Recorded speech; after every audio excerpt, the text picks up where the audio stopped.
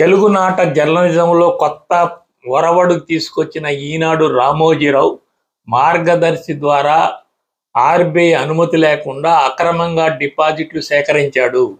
ఆ సేకరించిన డబ్బుతోటే ఆయన అనేక రకాల వ్యాపార విస్తరణ చేసుకుని ఆ వ్యాపార సామ్రాజ్యాన్ని మొత్తాన్ని ఈ అనుమతి లేని అక్రమంగా తీసుకున్న డిపాజిట్ల ద్వారా మాత్రమే ఈ వ్యాపార సామ్రాజ్యాన్ని నెలకొల్పాడు అని చెప్పి ఆ రోజుల్లో రాజశేఖర రెడ్డి, ఉండవల్లి అరుణ్ కుమార్ వేసిన దావా చాలా కాలం సుదీర్ఘంగా నడిచింది.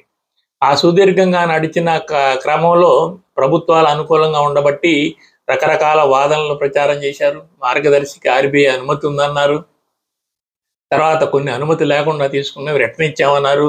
లేదా చీటీలు వాడిన వాళ్ళు సరైన షూరిటీలు లేకపోవటం వల్ల ఆ డిపాజిట్ని వాటిని మేము డిపాజిట్లుగా తీసుకున్నాం తప్ప అది ఆర్బీఐకి సంబంధించి అది వడ్డీకి ఇచ్చే డిపాజిట్లు కాదన్నారు.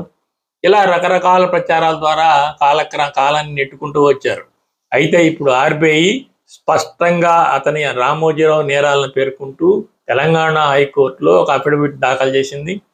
అందులో మార్గదర్శికి ఆర్బీఐ అనుమతి లేదు, అనుమతి లేకుండానే 2,600 కోట్ల రూపాయల డిపాజిట్లు సేకరించి ఇతరత్రా కూడా తన వ్యాపార సామ్రాజ్యాన్ని విస్తరించుకొని డిపాజిట్దారులకు ఆందోళన కలిగించారు. దాని మీద ఎలాంటి ఫిర్యాదు లేదని ఇంతకాలం ప్రచారం చేశారు రామోజీరావు తన పేపర్ ద్వారా.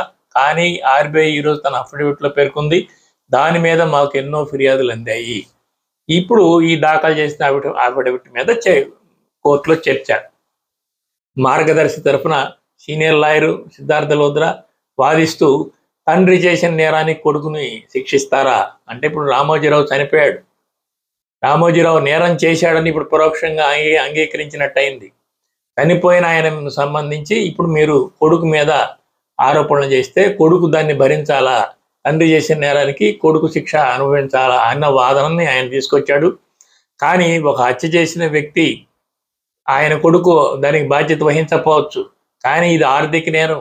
ఆర్థిక నేరానికి సంబంధించి 2,600 కోట్ల రూపాయల డిపాజిట్ని ఆర్బీఐ అనుమతి లేకుండా ప్రజాధనాన్ని సేకరించి ఆ సేకరించిన ధనంతో తన వ్యాపార సామ్రాజ్యాన్ని విస్తరించుకొని ఆ వ్యాపార సామ్రాజ్యం ద్వారా ఇప్పుడు ఈ కార్యక్రమం మొత్తాన్ని వాయిదా వేసుకుంటూ వస్తూ ఆయన చనిపోతే అదే సామ్రాజ్యాన్ని అనుభవిస్తున్న కొడుకు ఆ గతంలో ఆ సంస్థ చేసిన తప్పులకు కూడా బాధ్యత వహించాల్సిందే.